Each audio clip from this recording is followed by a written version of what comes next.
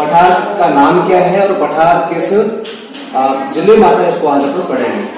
तो सबसे पहले पठार का नाम आता है उड़िया, और यह राजस्थान का सबसे ऊंचा पठार है और उड़िया पठार स्थित है सुरई के अंदर। उड़िया पठार सुरई में स्थित है। दूसरे पठार का नाम है आबू का पठार, और आबू का पठार स्थित है सुरई के अंदर। आबू का पठार सुरई में आता है, उड़िया का पठार भी सुरई में आता है। नंबर 3 पे पठार का नाम है भोराट का पठार, और भोराट का पठार आता है दो स्थानों के बीच, कुंभलगढ़ और बगोदा के बीच में। कुंभलगढ़ और बगोदा के बीच में जो पठार है उसका नाम है भोराट का पठार। और उसके बाद में एक पठार का नाम मेसा का पठार, और मेसा का पठार स्थित है उदयपुर के अंदर।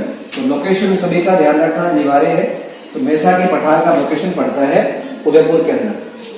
फिर इसके बाद एक पठार का नाम है लासड़िया का पठार, और इसको लसड़िया भी कहते हैं, लासड़िया भी कहते हैं।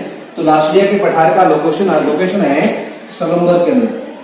जो नया जिला है, काफी इंपोर्टेंट प्रश्न हो जाएगा कि सलूमबर में कौन सा पठार स्थित, इसका उत्तर हो जाएगा लासड़िया का पठार। दोबारा देख लीजिएगा, उड़िया का पठार आता है सुरई के अंदर, आबू का पठार भी आता है सुरई के अंदर, भोराट के पठार का लोकेशन है कुंभलगढ़ और बगोदा के बीच में, मेसा का पठार आता है उदयपुर के अंदर, और लासड़िया के पठार का लोकेशन पड़ता है नए जिले जिसका नाम है सलूमबर के अंदर। इसी प्रकार से कुछ और भी पठार है जिसको अपन पढ़ने का कार्य करेंगे। ये सिर्फ लोकेशन के लिए है, इसका विस्तृत विवरण भी आपको जल्दी मिल जाएगा कि इस विस्तृत पठार की क्या है। जैसे भोमट का पठार, तो भोमट के पठार का जो लोकेशन है यह सबसे अधिक जिलों में विस्तृत है। जिसमें उदयपुर यानी भोमट के पठार का लोकेशन पड़ता है उदयपुर में, सलूमबर में, डूंगरपुर में, और कुछ भाग आता है सुरई में। इस तरह से यह 4 जिलों में विस्तृत है। पठार का नाम हो गया भोमट का पठार, उदयपुर, सलूमबर, डूंगरपुर और सुरई में। फिर इसके बाद पठार का नाम है ऊपर माल का पठार।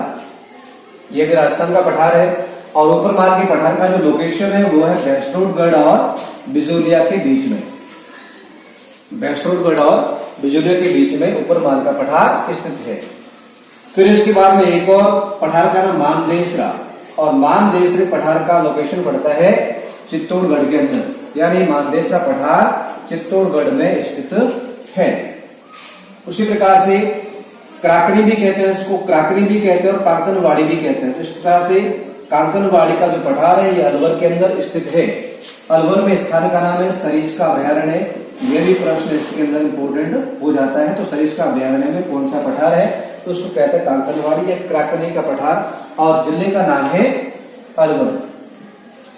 फिर इसके बाद में एक पठार का नाम है धीराजी का पठार, और धीराजी के पठार का लोकेशन है चित्तौड़गढ़ के अंदर। इस प्रकार से हमने लगभग 8-10 पठारों को लिया है, और उस पठार का लोकेशन किस जिले में आता है सबसे पहले हमने ये पढ़ लिया। इसके बाद में प्रत्येक पठार की विशेषताओं को अलग अलग पढ़ेंगे।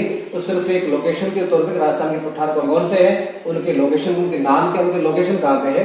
जैसे भोमट के पठार 4 जिलों के अंदर हो गया, ऊपर माल का हो गया भैंसरोडगढ़ और बिजोलिया के अंदर हो गया, मानदेसरा का पठार चित्तौड़गढ़ में आ गया, क्राकनी या कांकनवाड़ी का पठार सरिस्का अलवर के अंदर आ गया, और धीराजी का पठार चित्तौड़गढ़ में स्थित। इस प्रकार से हमने काफी सारे पठारों को पढ़ लिए हैं। दोबारा इस तरह पढ़ा जाएगा। तो आप सभी के बेस्ट ऑफ लक, आप पढ़ते रहिए। राजस्थान के पठार कंप्लीट।